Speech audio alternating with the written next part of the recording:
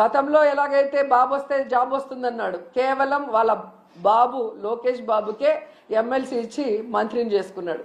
ఇప్పుడు 20 లక్షల మంది అబ్బాయిలకంతా ఉద్యోగం ఇస్తాం లేదా నిరుద్యోగ భృతి ఇస్తామన్నారు. 7 నెలలు అయింది, ఒక ఉద్యోగం లేదు, నిరుద్యోగ భృతి లేదు.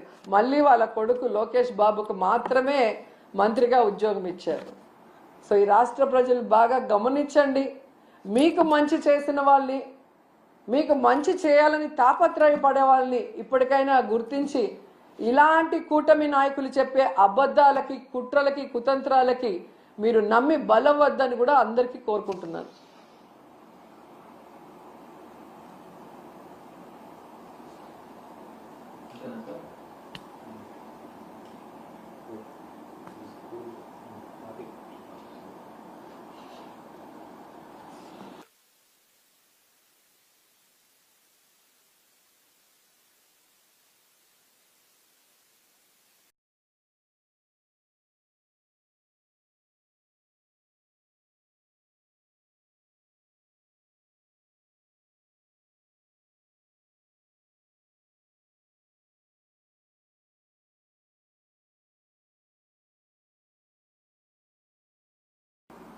ఏరోప్లేన్ అలాగే పోర్ట్స్ ఇవన్నీ కూడా అంటే ట్రాన్స్పోర్ట్ ఇది కరెక్ట్గా ఉంటేనే అక్కడ పెట్టడానికి అవకాశం ఉంటుంది.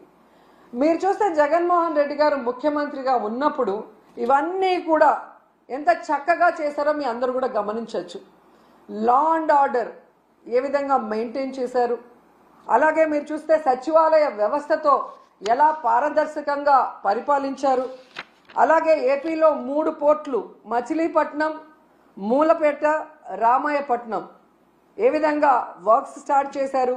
భోగాపురం ఎయిర్పోర్ట్ ఎలా ఆల్మోస్ట్ 35% వర్క్ చేసేయటం జరిగింది. అలాగే 10 ఫిషింగ్ హార్బర్లు అన్నిటినీ కూడా తీసుకొచ్చి మీ చేతిలో పెడితే ఈరోజు మీరు ఏం చేశారు?